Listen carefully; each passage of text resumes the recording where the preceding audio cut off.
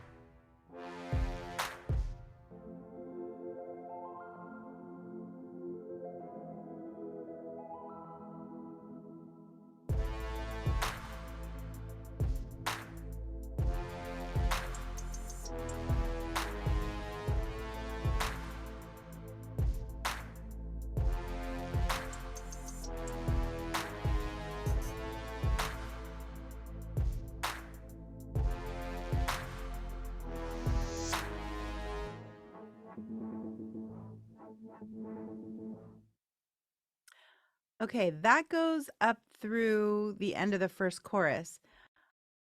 We didn't really know what key would work. We didn't know how long it was going to be. I tried to make it pretty clear, like here's a verse, here's a pre-chorus, here's a chorus. But I would expect that if she wanted anything different, she would have told me. What she did was write something great right over the top of it, and I didn't have to do anything to the length of it as far as like the verse and the pre-chorus and the chorus. That all worked out great. All I did was after she sent me the vocals, we only had like a 2-minute song. So all I did was extend it into like a breakdown chorus and kind of did some chops and things like that. So let me play how it ended up with her vocal. And remember, this was like what I sent just played for you. That's what she wrote to the top of, which is amazing to me that she did such a great job. And she was just getting over being extremely sick. She didn't know if these vocals would be passable. And I was like, girl, your vocals sound amazing. And, maybe a little more raspy than normal, but it totally fit the song. So here's how the song ended up. I'll go ahead and play it for you.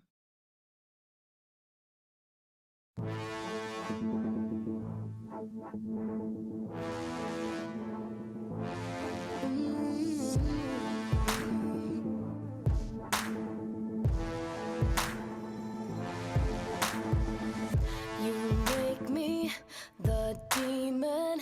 I never said that I was looking for a but you keep trying to bring me down. My guard is up. Now I'm ready. So take your aim and fire. I am ready. The victory is mine. Throw whatever you want at me. You won't see me coming. I am ready. As of the filming of this video, we haven't released it. It's just specifically for sync. So there may come a time where I have to take this video down if it ends up in a movie or something. But I want to fast forward it to the second chorus so you can hear her backing vocals because they rock my world. But I hope what you're noticing is the difference between that first beat and what's happened once her vocals are in place. I put some stops and some drops and things like that in different places where, or just that they weren't even in existence in the original track because I didn't know how her vocal was going to go. And I didn't want to shape it so much that she felt limited, if that makes sense. But the way that she built up to the chorus, now I'm ready, with that pickup, I didn't know she was going to do that. And if I had not left that space there, without manipulating it somehow, who knows if she would have written something differently. But it's such a great pickup to a chorus. I'm really, really happy with how that just punches in your face. Okay, let me fast forward it to the second chorus so you can hear her backing vocals. I'm ready. My guard is up. Now I'm ready. So take your aim and fire. I am ready. The victory is mine. Throw whatever you want at me. You won't see me coming. I am ready. Yeah. You won't see me coming. I am ready. And that is where the track ended when I sent it to her, and she just recorded vocals up to that point. So it's at 2 minutes. From here on out, I just took all of the raw material that we had and just kind of made some new sections. So we have kind of this little breakdown moment, and then we go into a breakdown chorus and then another full chorus.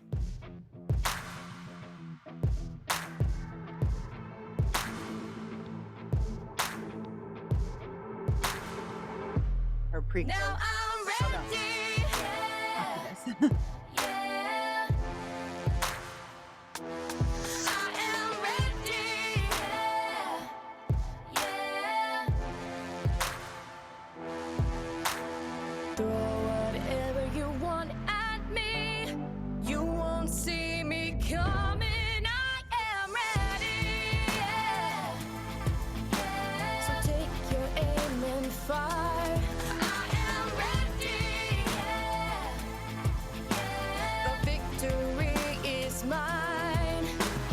Throw whatever you want at me. You won't see me coming. I am ready. You won't see me coming. I am ready.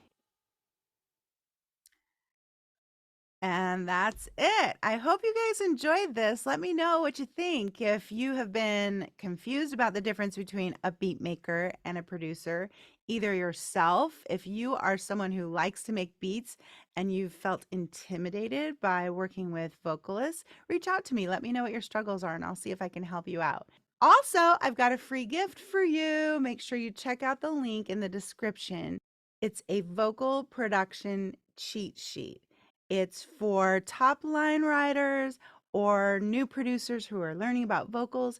teaches you how to categorize the different vocals, how to title your files when you're exporting them and sending them off to a mix engineer or producer. So I hope you'll grab that PDF and let me know your thoughts, subscribe, and see you next time.